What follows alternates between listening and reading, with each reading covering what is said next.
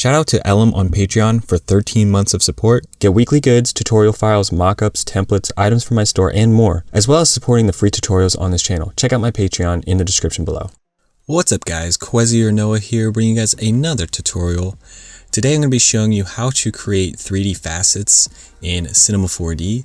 And basically we're going to be creating 3D refraction objects in Cinema 4D. I won't be showing you the Photoshop part in this video, but if you're interested in a couple more Cinema 4D techniques as well as the whole Photoshop part, I'm going to be covering that in a Skillshare class, which if you're interested in, you can get 2 months free using my link in the description. But this tutorial will cover the important parts in the Cinema 4D process, and it's really cool. I use a lot of techniques from this video by Grayscale Gorilla. So if you haven't seen this low poly refraction tutorial, be sure to check it out. Although I do some things differently and I have a bit of like my own flair to it, but it really heavily inspired me, so be sure to check that out if you haven't seen it. But this effect is real easy to create, and it's all about getting the right object shape in my opinion, and then adjusting the angles to get the right refractions. But anyways, let's just go ahead and get started. Okay, so I just opened up my Light Studio and I'm going to go ahead and hide everything. And I'm just using this as a base. I'm actually not even going to use the lights. You don't need lights necessarily for this. If you're interested in my Light Studio, it is in my store though, if you're curious and you want to check it out. I will also be using some of my materials from my Material V7 pack as a base for a texture we're going to create.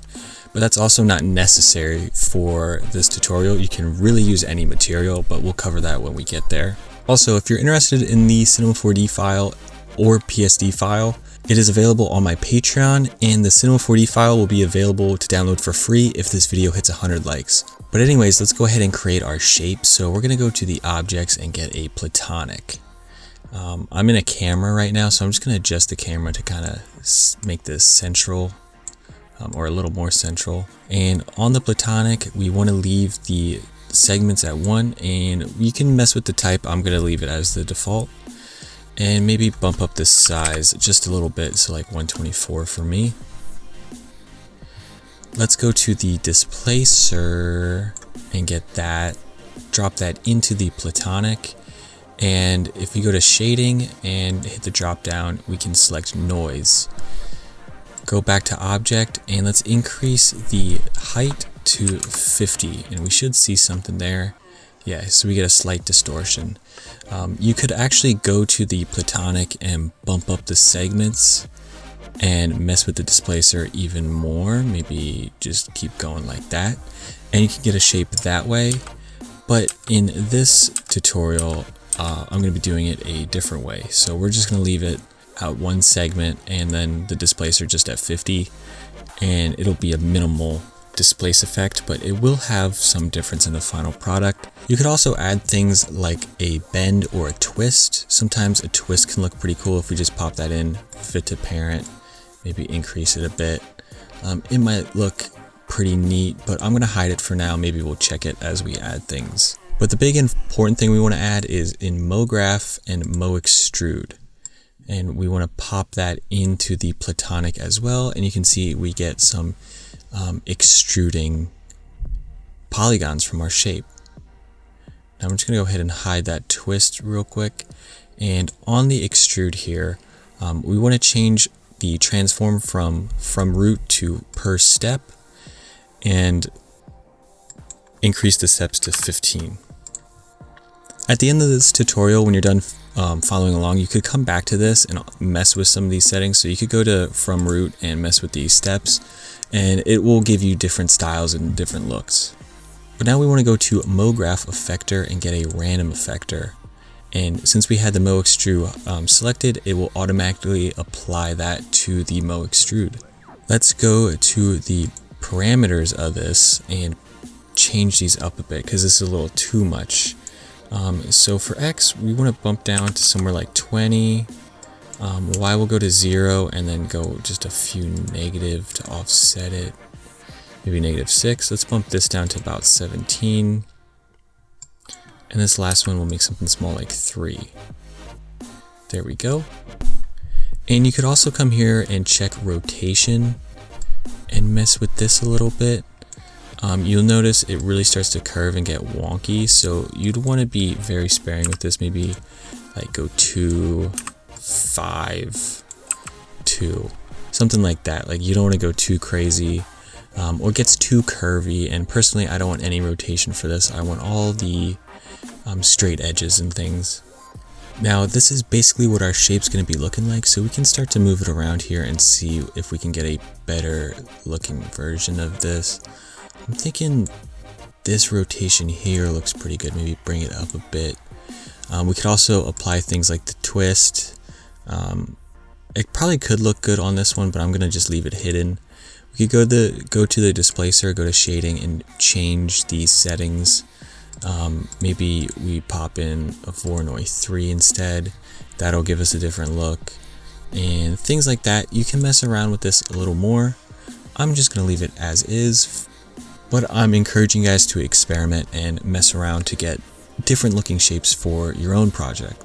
Now the next thing we want to do is create a background. So we're going to go ahead and just get a cube and bump up the size to 10,000 on all three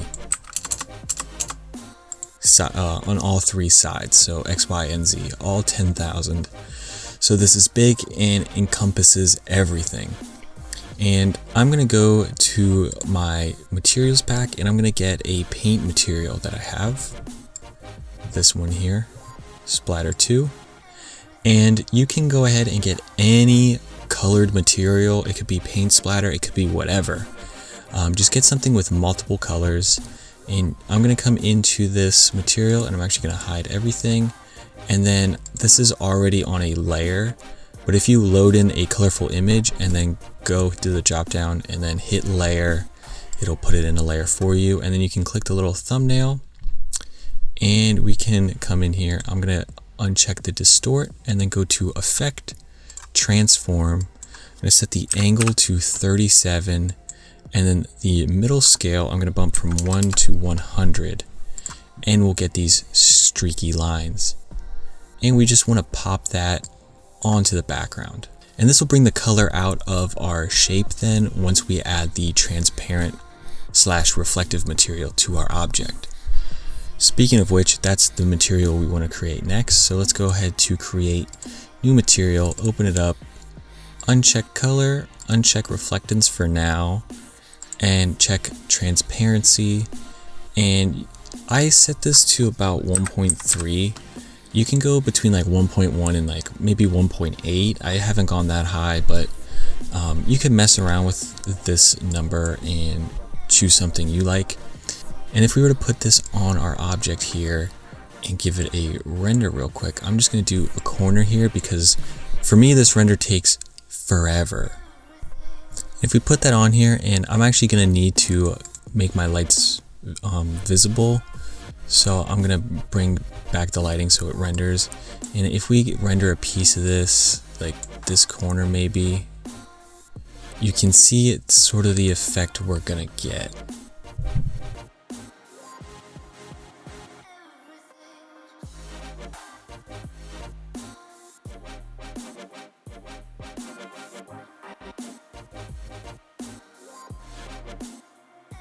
And this is what we have. You can see there's a few problems.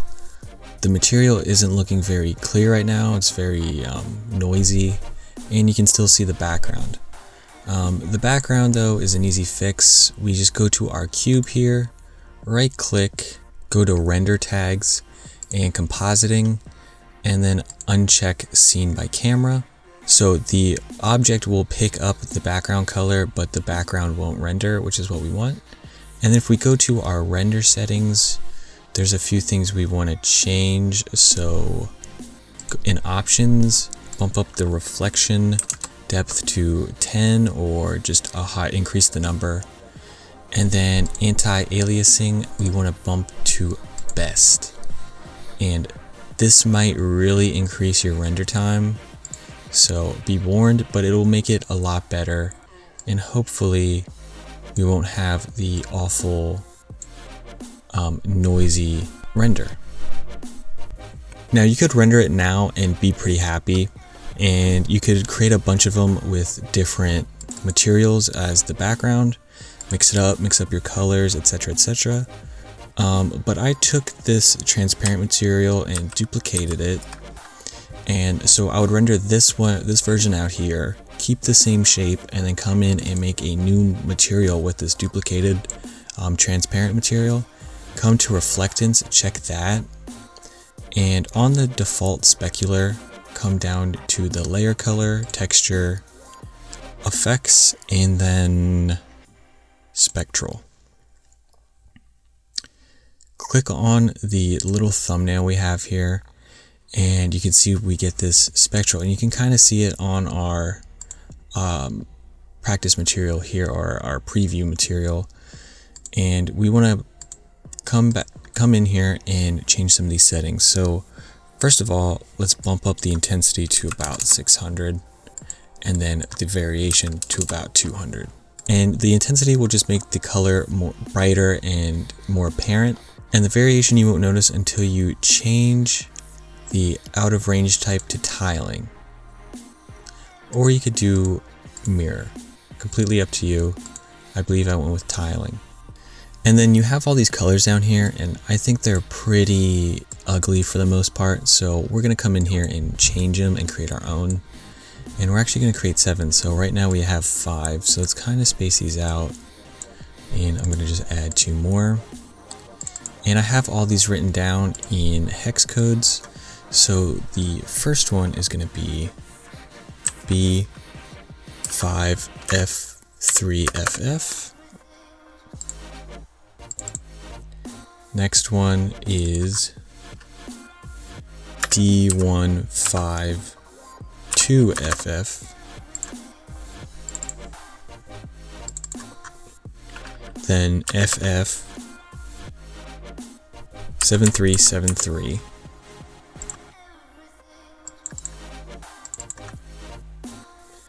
Then 4CE9FD.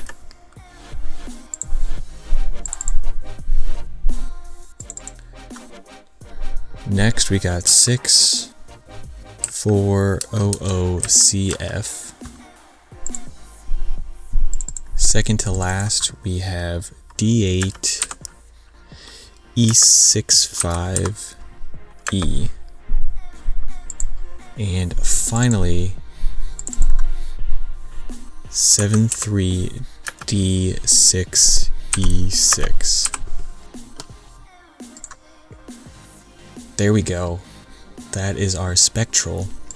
And then if we add that to the platonic and render that separately, you'll have something that will look like this preview that I'm about to show you. But what you can do then in Photoshop is the one I'm rendering now, you can put on top of the one we would have rendered before, and add some blending options to blend various colors together, and you get some really good results. Like what I'm showing you on screen right now is how I went about doing that. If you want to know how that whole process works in Photoshop, check out the Skillshare class I mentioned earlier. Get your 2 months free with the link in the description. But that, guys, is how you go about creating the facets in Cinema 4D. I hope you enjoyed this tutorial. If you did, be sure to leave a like. 100 likes and I'll post the Cinema 4D file down below in the description for you guys. If you want it now, along with the PSD, be sure to check out the Patreon, help support the channel, and keep these free tutorials coming. Subscribe for more tutorials like this. Follow me on Twitter at Qehzy. Follow me on Instagram, that's Qehzy. Check out my Behance down below. Check out my website. Contact me if you want to hire me for anything. Thanks for watching, and I'll see you guys in the next one.